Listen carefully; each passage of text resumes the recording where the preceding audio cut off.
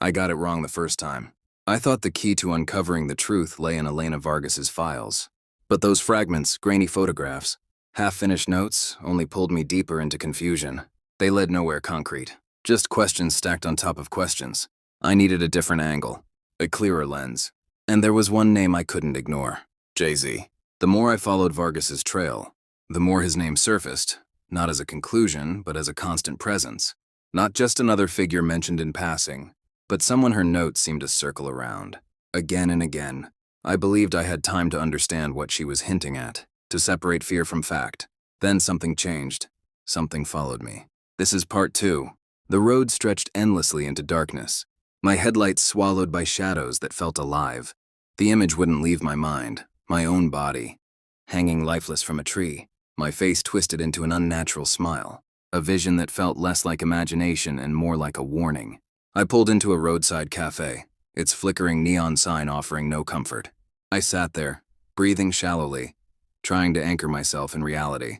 At the center of Vargas's investigation was Jay-Z. Sean Jay-Z Carter to the world was more than a musician. He was a symbol, a self-made legend who rose from Brooklyn's Marcy projects to global influence.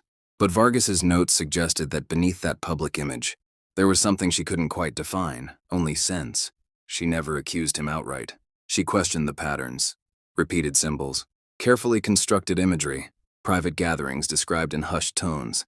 To most, these were branding choices, artistic expressions, nothing more. But Vargas believed they formed a narrative, one that felt older than the industry itself.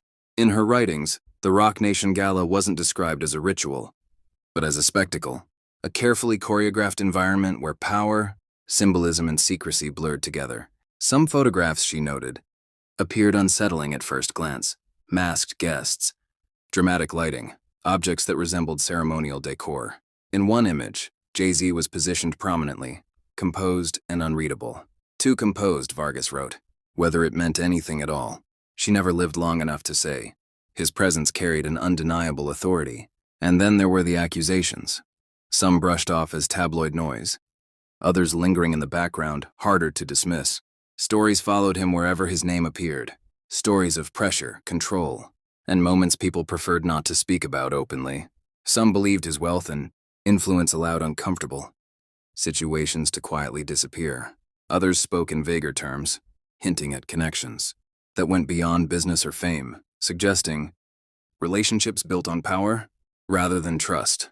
Nothing concrete, just patterns. And patterns, Vargas believed, were never accidental. The bell above the cafe door chimed as I stepped inside, my thoughts still tangled. The place was almost empty, except for a boy sitting alone in the corner. His presence felt wrong somehow, out of place. His eyes fixed on mine, unblinking. His smile stretched too wide, too deliberate for a child. I ordered a coffee and sat down, pretending not to notice him. But his gaze never broke. My thoughts drifted back to Vargas's notes, to the recurring idea she couldn't let go of, that some influences didn't act directly but through people, through symbols, through roles carefully assumed. Was the presence that haunted my visions connected to any of this? Or was my mind simply searching for meaning where none existed? When I stood to leave, my hands were trembling. I looked back once more. The boy was still there, his smile sharper now, almost knowing. Outside, the cold night air failed to clear my head. Whatever this was, it had moved beyond Vargas's investigation. It had found me. And his name sat at the center of every unanswered question. Back at my apartment, I spread Elena Vargas's files across my desk beneath the flickering desk lamp. The papers felt heavy, as if they carried the residue of her fear. Each page reflected obsession, but not chaos. These weren't random notes or wild speculation. They followed a structure, a trail. The deeper I read, the clearer her doubts became. Vargas never claimed certainty. She questioned appearances. She questioned narratives. She questioned how often Jay-Z's presence aligned with carefully staged environments, symbolic imagery, and exclusive gatherings that blurred the line between performance and something more deliberate. In her notes, these events weren't described as rituals, only as gatherings that felt ceremonial in nature, carefully choreographed, excessive, intentionally opaque. One photograph stood out. A Roc Nation afterparty from the late 2000s. Grainy, poorly lit, yet charged with an unsettling intensity. The crowd appeared unified, almost synchronized. At the center of the room was a decorative structure. Nothing overt. Nothing obvious. Vargas had circled it in red ink. Central object, she had written. Symbolic focal point. Nearby stood Jay-Z, one hand resting on a book. Not celebratory. Not distracted. Focused. Composed. Another image made my stomach tighten. A different gathering. Dozens of elegant faces frozen mid-laugh. And among them, one woman staring directly into the camera. Her smile unnaturally wide. Her eyes unsettlingly alert. I closed the file, my heart pounding. My laptop screen flickered. And went dark. My laptop flickered to life without warning. A brief, unsettling image flashed. Across the screen, someone's grinning face, but it vanished almost. Immediately into darkness. I froze, paralyzed by a suffocating dread. Whatever Vargas had uncovered wasn't confined to her files. It felt like it had followed me here, watching. The clock read 2:43 a.m. Exhaustion clawed at me, but I couldn't shake the gnawing sense of urgency. Tomorrow, I would follow the trail. Vargas had left, starting with the address tied to the mansion. The mansion wasn't hard to find. Once a symbol of wealth, its name now whispered in tales of mystery and neglect. Locals spoke of eerie sounds, laughter, screams, and whispers drifting on the wind. I arrived just before midnight. The road twisted through dense woods, trees looming like silent sentinels. The mansion emerged from the shadows. Its grandeur faded into decay. Ivy crawled across the stone facade, and shattered windows stared lifelessly. Even from my car, it radiated a heavy, oppressive atmosphere. Gravel crunched underfoot as I approached the massive wooden door, my flashlight shaking in my grip. The ornate carvings had faded with time. The wood groaned as I pushed it open. Stale air rushed out, thick with mildew, and an underlying sense of wrongness. Inside, the mansion's former glory lingered like a ghost. A warped grand staircase, peeling wallpaper, and shattered chandeliers hinted at past splendor now corroded by neglect. Every creak of the floorboards, every shadow stretching unnaturally along the walls, whispered of unspeakable events. The main hall matched Vargas's descriptions. This wasn't a typical venue for celebrations. It felt like a stage for something far more unsettling. Her notes spoke of a freak-off, an event thinly veiled as a party. The mansion's isolation had been deliberate, its eerie history part of the design. My flashlight caught the glint of rusted chains sprawled across the floor. At the end of the hallway, a door stood ajar, faint light spilling into the darkness. I pushed it open and stepped into a room frozen in chaos. A long table dominated the space, littered with broken glasses, fabric scraps, and overturned chairs. But it was the walls that demanded my attention, photographs and notes plastered haphazardly, forming a mosaic of obsession and dread. A tattered notebook lay on the table, its pages filled with cryptic scribbles. As I flipped through them, footsteps rang out behind me. My flashlight shook as two figures emerged, police officers, their guns drawn. "What are you doing here?" one demanded, his voice sharp with authority. I flashed my badge, struggling to explain. The tension eased, until one officer froze. His expression contorted into an unnatural smile. Slowly, he raised his gun. "Stand down!" his partner shouted, panic lacing his voice. The smiling officer ignored him. In one swift, shocking motion, he turned the gun on himself and pulled the trigger. The room fell into stunned silence. I stumbled back, catching a glimpse of my reflection in a cracked mirror. My own lifeless form, eerily suspended, swaying like a shadow in the night. From the branch, the same grotesque grin mirrored in my own reflection. The vision vanished, but the terror lingered. Clutching the notebook, I fled the mansion, its oppressive presence chasing me into the night. The road stretched endlessly, headlights slicing through dense darkness. Images of the mansion haunted my mind. The strange symbols, the worn book, the laughter that seemed to echo from its walls. Every shadow beyond the windshield seemed to twist and stretch, as if the house itself had followed me, whispering from the edges of my sanity. I told myself it was paranoia, yet a deep part of me knew otherwise. My chest tightened as I pulled into a roadside station, its flickering lights casting eerie shadows over the cracked pavement. Not much, but a brief pause from the relentless highway. Inside, the air felt stale, tinged faintly with gasoline. The clerk behind the counter, a wiry man in his late 40s, watched me closely. His grin felt wrong, too perfect, too wide. His gaze locked onto mine as though he had been waiting. "Welcome," he said, his voice smooth but unsettling. "Long night?" I nodded, swallowing the lump in my throat. As I grabbed a bottle of water, his movements were deliberate, the silence between us suffocating. "Be careful out there," he added, handing me the bottle. "Strange things happen on these roads." His grin stretched wider, unnaturally wide, and for a fleeting moment, his eyes glimmered with something almost not human. I mumbled a shaky thank you and hurried to my car, skin crawling. Starting the engine, I glanced back. The clerk remained at the window, grin impossibly wide, eyes fixed on me. My pulse quickened as I sped away, the oppressive night closing in once more. By the time I reached home, exhaustion had claimed me. Limbs heavy, mind clouded with fear and confusion.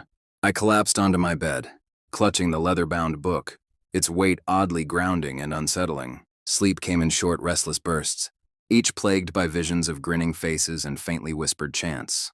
When I awoke, darkness filled the room. Only the faint glow of a streetlight illuminated the space. My breath caught. I wasn't alone. The clerk from the gas station stood at the foot of my bed. His grin stretched unnaturally wide, shadow long against the walls. "Get out!" I shouted, voice cracking as I scrambled backward. He didn't move. Instead, a low, discordant hum filled the room, chilling me to the bone. I recognized it immediately. It was the chant from the book, the one I could never fully decipher, yet felt deep in my bones.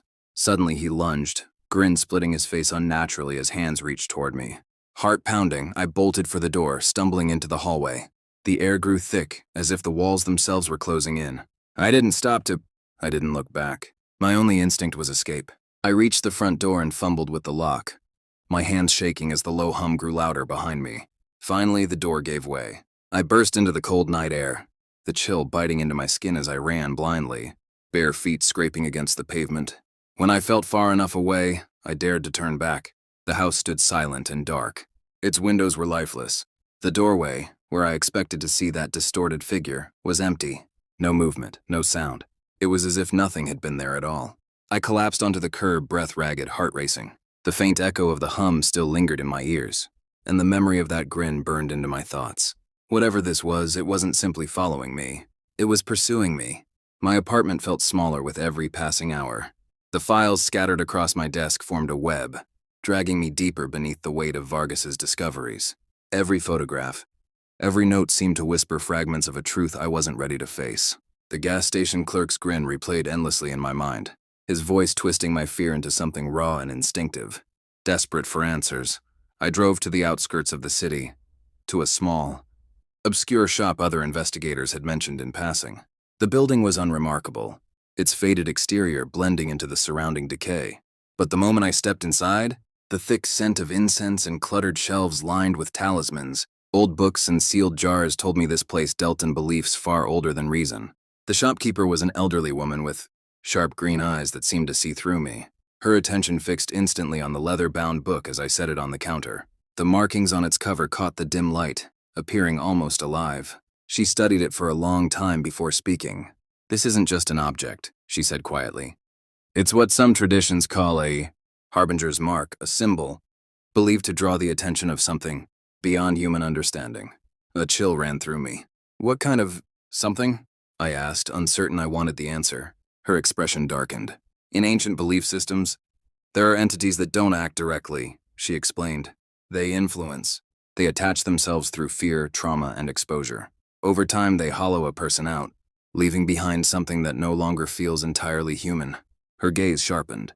"According to those beliefs," she continued, "once someone witnesses certain acts, once the presence is fully acknowledged, the influence begins to transfer. Not possession in the way stories dramatize it, more like erosion, identity slipping away." The weight of her words settled heavily on me. "Is there a way to stop it?" I asked, my voice barely steady. She watched me in silence before asking carefully, "How long has it been since you first saw the vision?" 5 days, I whispered. Her face fell, and for the first time, her gaze softened with something close to pity. "Then you don't have much time," she said quietly. The words struck me like a physical blow. My knees nearly gave way. "Time for what?" I asked, my voice strained with desperation. "To understand what's happening," she replied. "Some forces aren't escaped. They're confronted, if that's even possible." Her answer crushed the fragile hope I had been holding on to. "Then what am I supposed to do?" I asked, my voice breaking.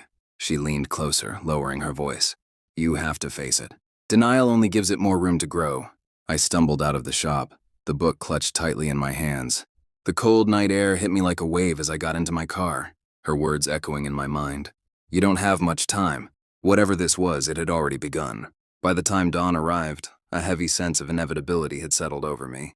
The shopkeeper's warning replayed in my thoughts like a loop I couldn't shut off. If there was any way to understand what had attached itself to me, the answer lay in Vargas's research. And at the center of it all was one recurring location, one recurring event. As I combed through her files again, something finally stood out. A gala scheduled for that very night. Private, invitation only. The pieces aligned with unsettling clarity. This wasn't just a celebration. It was a convergence. I grabbed the leather-bound book, its symbols cold against my skin, and prepared myself. Fear twisted in my chest, but determination followed close behind. I wasn't ready, but I no longer had the luxury of waiting. Using my badge, I gained entry to the gala without drawing attention. Inside, the event was the picture of excess: crystal chandeliers, polished marble floors, and clusters of celebrities laughing beneath cascading lights. Music flowed effortlessly through the space. Yet beneath the elegance, something felt off. The moment I stepped inside, a pressure settled over my chest. The decor couldn't disguise the underlying tension, as if the room itself was holding its breath. As I moved through the crowd, conversations began to fade. One by one, people turned. Not abruptly, but slowly, deliberately. Their smiles lingered too long. Their eyes felt empty, fixed on me. A voice echoed through the hall, not loud, but impossible to ignore. Distorted, ancient in tone, yet impossible to place. "You shouldn't be here," it said. Panic surged as the crowd began to shift in unison, their movements strangely synchronized, as if responding to a rhythm only they could hear. Laughter warped into something hollow. Footsteps echoed together, steadily overtaking the music. They closed in around me. Their motions were fluid, yet unnervingly precise, like figures following instructions they didn't fully understand. Shadows stretched unnaturally along the walls. Above us, the chandelier began to sway despite the still air. I stood frozen, pulse hammering, every instinct screaming at me to run. The voice returned, louder this time, dripping with menace. "One more day, and you will be ours," it hissed. Suddenly, the lights dimmed, plunging the room into near darkness. A single spotlight flickered to life, illuminating a towering figure emerging from the shadows. Its skeletal form was twisted and grotesque, with mouths opening impossibly wide. Hollow eyes burned with a strange, malevolent glow. The crowd turned toward it, heads tilting back in a strange, reverent rhythm. A low chant rose, their voices blending into an eerie harmony. The air thickened. The temperature seemed to drop. The figure extended a bony hand toward me, its voice slipping into my ears like a whisper. "You cannot escape. Your fate is set." Summoning every ounce of willpower, I broke free from the invisible force holding me. My hand instinctively gripped the leather-bound book in my pocket, its rough texture grounding me. Fueled by adrenaline, I shoved through the encircling crowd, their distorted laughter echoing behind me. I burst through the double doors and into the cold night air. The voice lingered faintly in my ears.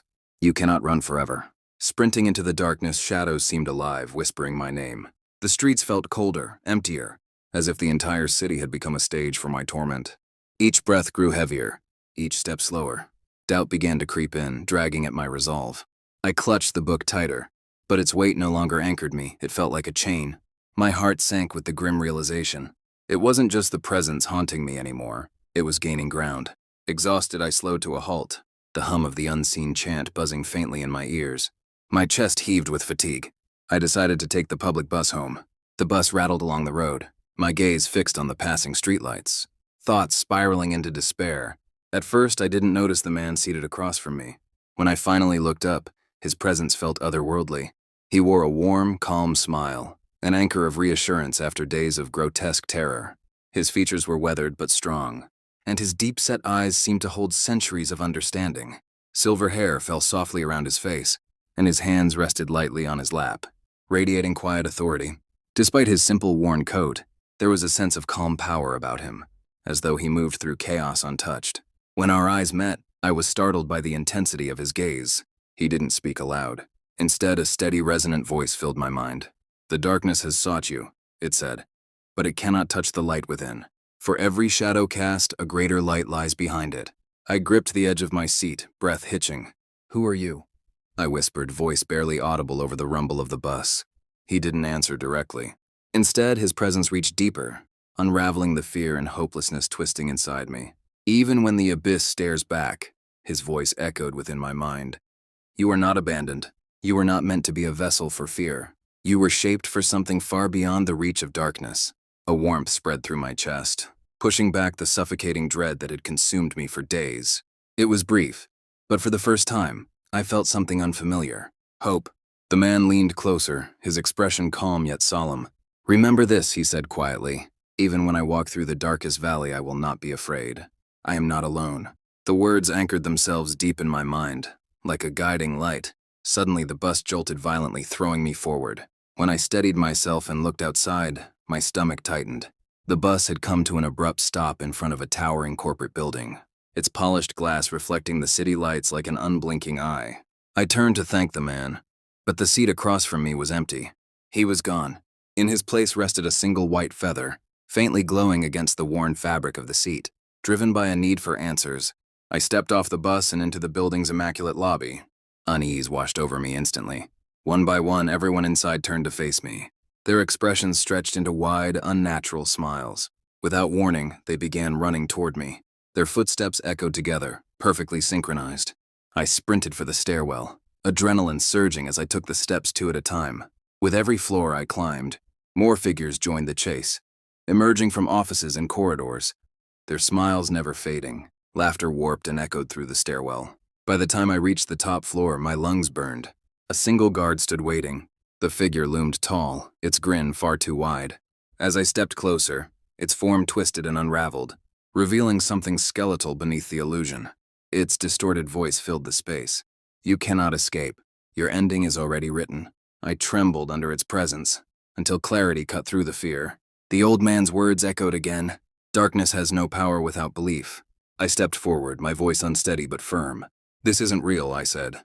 "You need me to believe it is. You need a witness to exist." The entity hesitated. Its grin flickered. "Without that," I continued, "you can't move on. You can't pass yourself to the next mind." The air shifted. The figure collapsed inward, its form fracturing into shadows. Its voice dissolved into distant whispers before vanishing completely. My eyes flew open. I bolted upright in bed, drenched in sweat, my heart pounding violently in my chest. I was trembling, drenched in sweat. Morning light filtered through the blinds, casting long, distorted shadows across the room. The crushing presence that had haunted me was gone, but faint whispers still lingered. At the edges of my thoughts, like echoes refusing to fade, my gaze drifted to the desk. Elena Vargas's files lay scattered exactly where I had left them, untouched since the nightmare began. And then it hit me, not like a thought, but like a revelation. The figure at the center of everything wasn't merely a follower of darkness. He was one of its architects. The entity that pursued me hadn't been acting on its own. It was an extension, a mechanism, a tool designed to spread fear, confusion, and obedience. And worse, he wasn't alone. There were others like him, ancient minds wearing modern faces. Forces moving through chosen vessels, shaping culture, influence, and belief from behind the curtain, pulling strings humanity never realized were there. I gripped the edge of my desk, my knuckles turning white as the weight of the truth settled in. This was bigger than Elena Vargas, bigger than any single industry, bigger than fame, power, or control. It was an unseen war, old beyond memory, playing out in plain sight. And somehow, I had stepped into it.